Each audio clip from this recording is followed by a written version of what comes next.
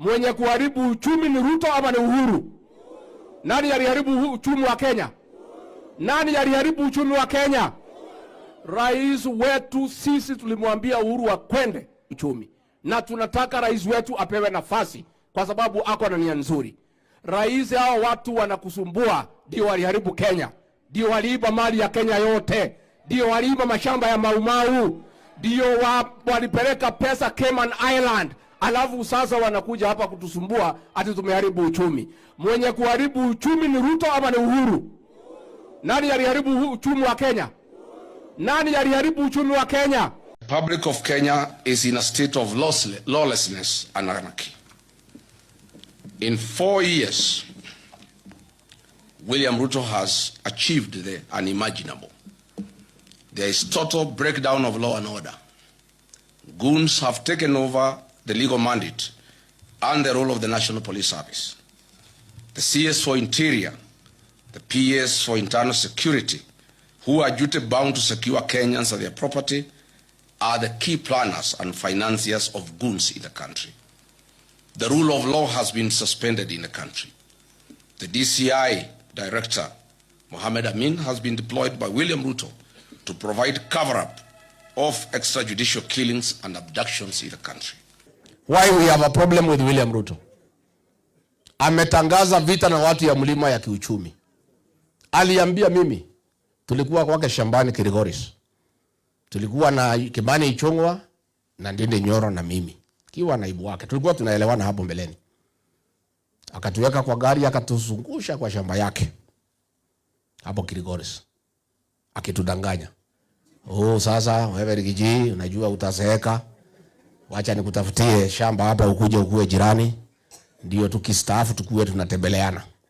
Hata hivi vijana wewe tulitae na wewe tuachie hao vijana. So wewe Ichung'wa takutafutia eka 100, wewe Dende 100, wewe Rigiji 300, mweke manyumba hapa tukue majirani tukiritaya. Uongo tu, mimi namwangalia tu. Mimi nilikuwa nimemsoma haraka. Nikaona Ichung'wa anafurahi. Dende anafurahi. Na hapo ndio alianza kudanganya hao vijana wawili. That is where he started cheating them. That ya kwamba ataniambia mimi tulitae na yeye ati hivi vijana wachukue. He started appetizing them, kuwaleta karibu ya kwamba wanaweza kuwa somebody in Kenya. So mimi namwangalia tu. Tumezunguka kwa shamba, nimeambiwa wewe Rigiji nitakutafutia 300 pale acres, wewe Nyoro. Okay. Tumeenda pale kwake, ameweka moto na mahindi tunachoma hapo. Sasa tukiwa hapa kwa moto akasema hapo ndio mimi nilishangaa. That is where now I knew we are in trouble as a community. Akasema wewe Rigiji, wewe Joro, wewe Nchogo. Listen here. If you ever became president, you don't allow a community to have numbers and also have wealth at the same time. Because watakuangaisha. So if you are president na community ni kubwa, ni jukumu lako uhakikishe hawana mali. Wewe Rigiji unasikia? Mimi unajua I'm shocked. Nikashidwa amesahau sisi ni Wakikuyu ama ananiambia makusudi. I am still debating. Mimi sikulala. Tukapewa kila mtu nyumba. I did not sleep the whole night. Nilikuwa nauliza asubuhi itafika saa ngapi niende. Hao vijana yangu wote wawili wanapiga makofi. Ndio kabisa rais. Either they did not understand what he was telling me, and that is what now has happened. He will not allow the mountain people to have wealth. He'll destroy them. Because there are many and there is nothing he can do. They will make sure. The death of Honorable John Ngeno, the late MP for Emurua Dikil. For the first time, Kenyans must know what happened. I have intelligence information as follows. On the fateful day after Ngeno was dropped at Edebes, the helicopter went to fuel in Eldoret. The pilot didn't know the fuel he was about to put in had been transported to the scene from Lodwar. High alert Kenya revenue officials noticed an unusual car that had carried the jet fuel. It was arrested and the driver questioned. The driver refuted to them that he transported the fuel from Lodwar. Immediately, this KRA official and the police authority airstream were instructed from Nairobi to release the driver if they cared about their lives. Is it this fuel that caused the chopper not to pick up in high altitudes? Is that why the pilot first came down and tried again to pick up? These are fundamental questions. What did Kipchumba Murkomen know about the people who called this KRA officer and the police at Eldoret airstream officials? Can KEA produce the CCTV footage at the facility on this fateful date? We are still waiting for a report on what killed Johanna Ngeno. We must not forget about our gallant General Francis Ogola, the decorated Top Gun who had a stellar 40-year career in the military and perished in 2024 in an air crash. Unfortunately, to date, Mr. William Ruto, the Commander-in-Chief, has failed to release the aircraft accident investigation report to the country.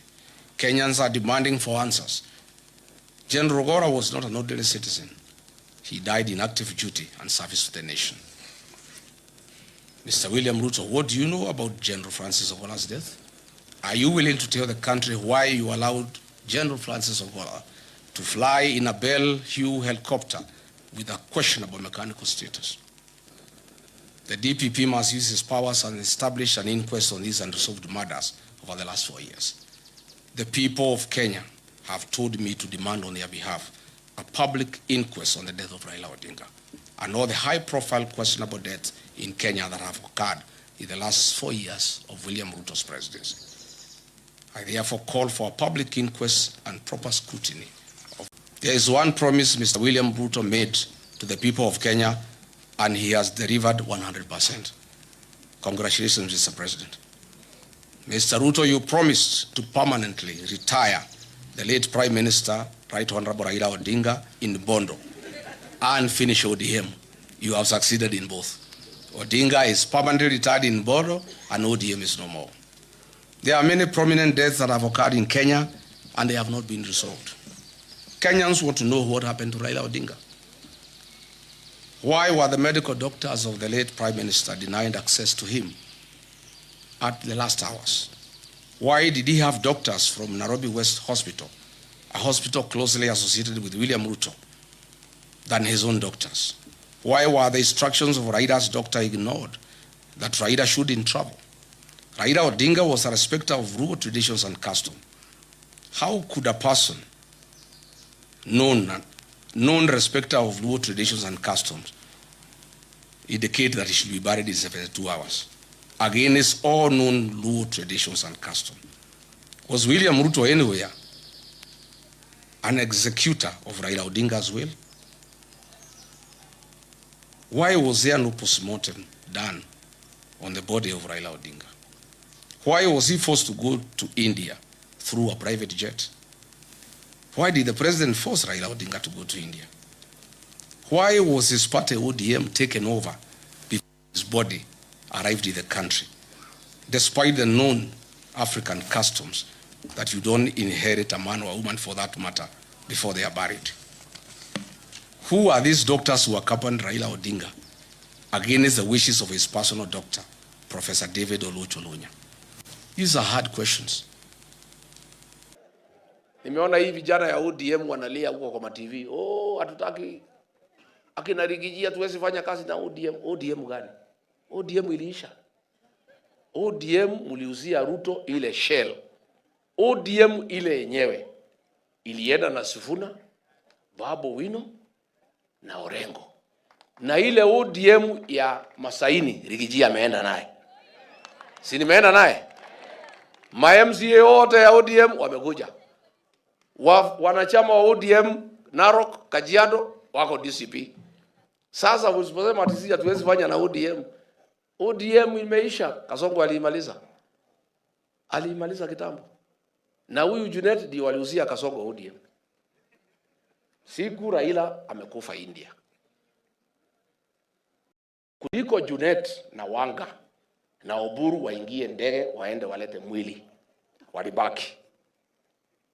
Kama mwili haijafika, wamepindua ODM, wamepatia Oburu. Katika mila na desturi ya Wajaluo na Waafrika, huwezi gawa mtu kama hajazikwa. Kweli ama uongo? Hii ODM imebadilishwa kabla mwili ya Raila kufika hapa. Na mwenye kuuza ni Junet na Wanga na Uhuru. Lakini pia wamegonga Kasongo. Lakini Kasongo ataumia. Alikuwa mtu yangu zamani lakini ameumia. Ameuziwa kitu hakuna. Because ile ODM yenyewe ameuziwa kitu hakuna.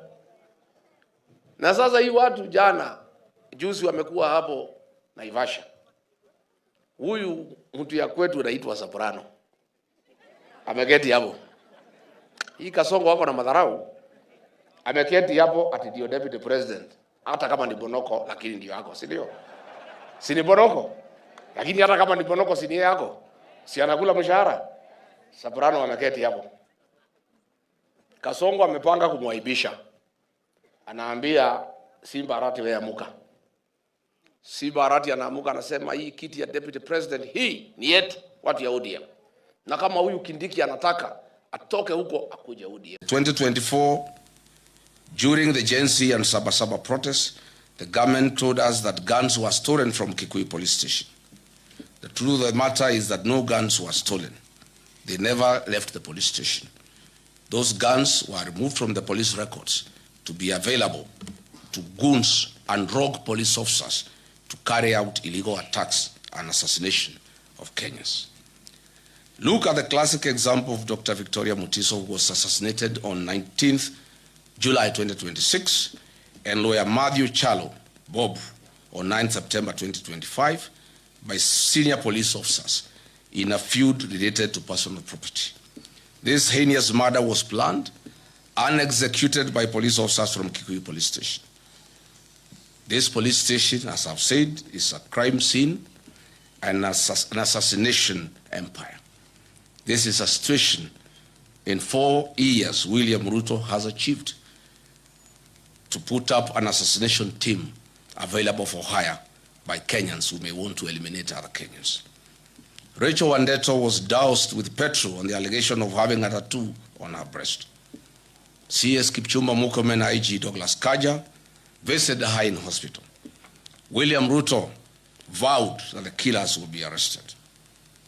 They said her death was motivated by certain political leaders. The scheme was planned and orchestrated by CS Murkomen and a nominated senator. Despite William Ruto having instructed that the killers be arrested, 3 months down the line, nobody has been arrested. Nobody will be arrested because she was killed by the police.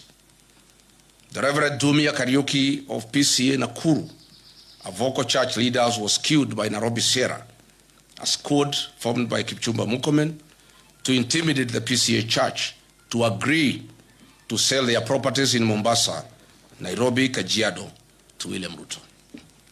The U.S. State Department, Bureau of Democracy, Human Rights and Labor, the Kenya National Commission of Human Rights, and the Independent Medical Legal Unit have documented over 700 cumulative cases of extrajudicial killings and forced disappearances across Kenya since late 2022 when William Ruto came to power. And with, of course, notable surge tied to the 2024 Gen Z protests, where 60 young boys and girls were killed. Mr. William Ruto, it is also important to note that alcohol and drug substance abuse is on a record high in the country. And the climax was when William Ruto appointed 2 known drug barons into his cabinet. William Ruto has therefore deliberately allowed the menace to grow in sections of the country that are not politically aligned to him.